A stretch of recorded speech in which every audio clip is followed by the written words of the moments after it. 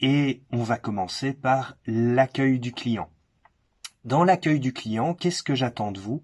Eh bien, j'attends de vous de veiller à la règle des 80. Les 80, ce sont en fait les 20 premières secondes, les 20 premiers mots que vous allez dire, les 20 premiers gestes et les 20 premières choses dans votre visage. Alors, il y a des variantes de ces 80, de cette technique, hein, c'est déjà une technique commerciale, les 80. C'est une technique qui voudrait dire que, en fait, ce sont dans les 20 premières secondes que vous jouez 80% de votre vente. Bon, on va voir.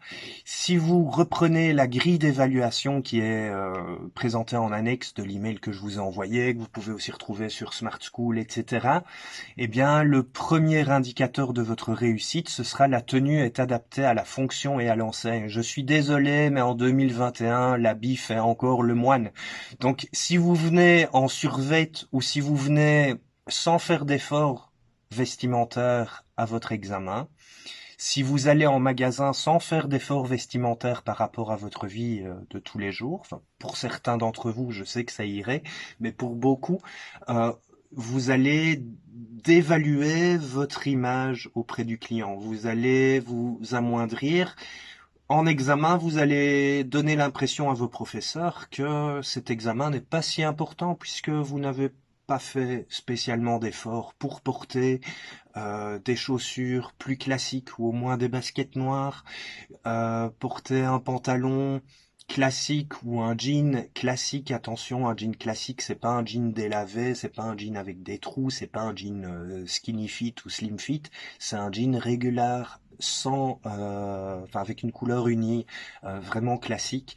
Vous allez aussi essayer de porter une chemise repassée à votre taille, ni trop petite ni trop grande, une petite ceinture pour marquer la taille.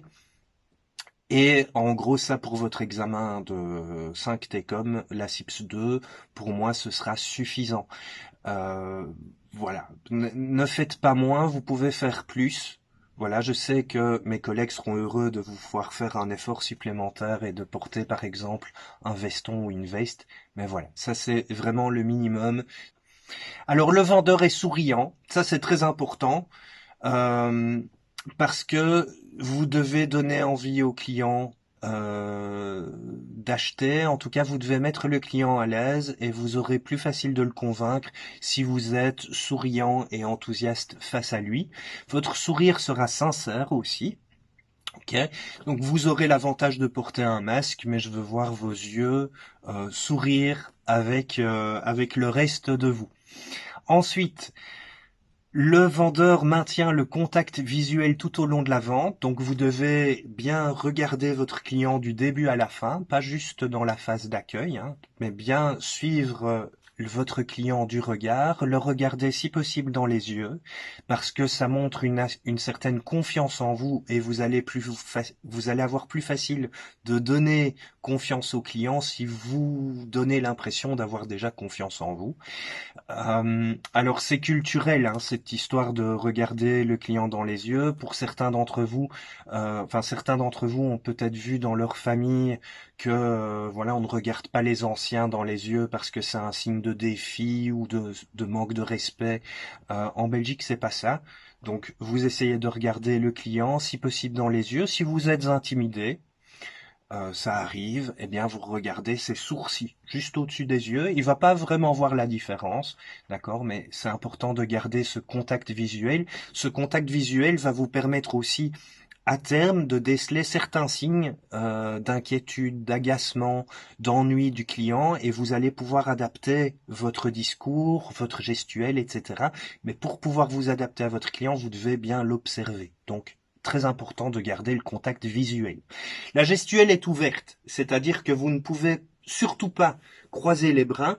Évitez de les croiser derrière, ça va encore, et évitez de les croiser devant comme si vous étiez dans un mur au football, d'accord? En fait, la gestuelle, vous l'avez vu aussi dans les cours de communication non verbale, la gestuelle va être plus perçue que ce que vous dites.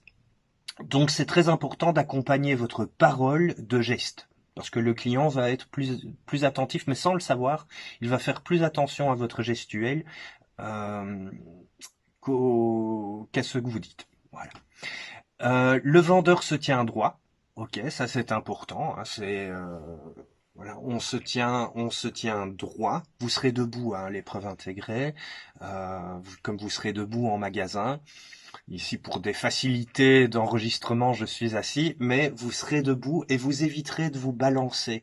Parce que vous vous souvenez que si vous vous balancez d'avant en arrière, ben ça peut faire peur au client. Et si vous vous balancez sur les côtés, ça montre aussi un certain stress qui risque de se répercuter sur le client. Ça montre une certaine incertitude. Hein, donc le client ne sera pas certain non plus de pouvoir vous faire confiance. Et voilà, ça montre une image, ça donne une image hésitante et c'est pas ce qu'on attend d'un vendeur. Donc vous vous tenez droit, bien posé et vous n'avez pas peur de faire des gestes. Alors dans les gestes, on évite de pointer du doigt, on évite les gestes des clips de rap, mais on n'a pas peur de faire des gestes. Voilà, le vendeur se tient droit, établit le contact visuel. Ok, donc ça, ce sera assez facile en épreuve intégrée. En magasin, ça voudra dire que vous devrez aller chercher le client du regard avant de le saluer. Le vendeur se met physiquement à disposition, donc vous vous rapprochez du client, et c'est à ce moment-là que vous lui dites bien bonjour madame ou bonjour monsieur. C'est très important parce que voilà, vous êtes de nouveau même pas un technicien commercial qualifié, mais vous êtes quelqu'un de très bien élevé et donc vous allez ajouter, même si on n'a pas l'habitude, même si vous n'avez pas l'habitude, vous allez ajouter monsieur, madame ou mademoiselle à la fin de votre bonjour, enfin derrière votre bonjour, et vous n'aurez pas peur de répéter un madame ou un monsieur de temps en temps dans votre entretien de vente, parce que ça va capter l'attention de votre client aussi et ça va montrer un respect supplémentaire au client. Donc ça, c'est très important. Vous allez indiquer que vous êtes à sa disposition. Alors ça, c'est physiquement aussi. Hein, vous vous rapprochez de lui, ben vous indiquez que vous êtes à sa disposition. Attention, on n'a pas encore demandé comment vous pouvez aider le client. D'accord ? Le vendeur articule. Donc, bonjour madame, ça s'articule. Bonjour monsieur, ça s'articule. Et tout ce que vous allez dire après va s'articuler aussi. Ça veut dire qu'on doit bien entendre toutes les lettres de vos mots, ou en tout cas toutes les syllabes. Voilà. Le vendeur prononce toutes les syllabes, c'est la suite logique. Le langage est correct, alors je n'attends pas de vous un langage soutenu, mais je n'attends pas non plus de vous un langage familier. Donc ça, vous allez voir, encore en sixième, qu'on va s'adapter au client, mais on va partir du principe que le client est quelqu'un de plus âgé, que vous allez devoir vous voyez appeler madame, monsieur ou mademoiselle. Donc le langage est correct, le ton est dynamique et enthousiaste. En effet, vous devez montrer, vous devez donner l'envie au client d'acheter ce que vous allez lui présenter.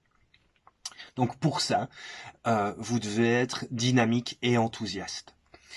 Et enfin, point 15, le vendeur utilise le brise-glace. Eh bien, le brise-glace, c'est une deuxième technique commerciale qu'on va utiliser dans la phase d'accueil du client et qui consiste en fait à parler au client d'autre chose. Donc, on ne va pas lui demander en quoi on peut l'aider, mais on va lui demander comment ça va. On va lui demander si ça a été pour venir. On va lui demander quel temps il fait dehors. On va lui demander si ça a été pour trouver une place de parking. Voilà. Mais on essaie de lui changer les idées. Pourquoi? Parce que le client, il sait naturellement qu'il est dans un magasin. Il se doute que vous êtes un vendeur et que vous allez vouloir lui vendre des produits. Et on va essayer de lui faire oublier ça.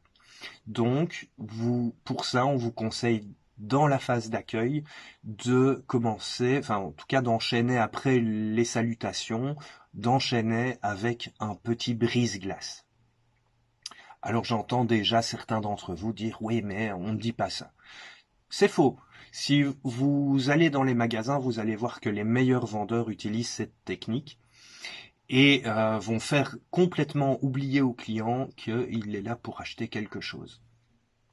On le voit aussi en stage, les élèves qui font les meilleures ventes, ce sont les élèves qui utilisent un brise-glace. Alors évidemment, il faut que ce brise-glace ait l'air naturel, et ça c'est à force de le pratiquer que vous allez pouvoir le rendre naturel. Donc exemple, bonjour monsieur, comment allez-vous? Et vous avez fait la phase d'accueil. D'accord? Et le client peut vous répondre de différentes façons. Il peut vous dire oui, ça va. Et vous avez compris là à son intonation qu'il n'a pas envie de vous en dire plus, il veut se rappeler qu'il est là pour acheter et que vous êtes là pour lui vendre. C'est pas grave. Dans ce cas-là, vous allez enchaîner. Vous allez enchaîner avec la découverte du client. On va passer en phase 2 et on va aller rechercher les besoins du client. Comment est-ce qu'on va rechercher les besoins du client?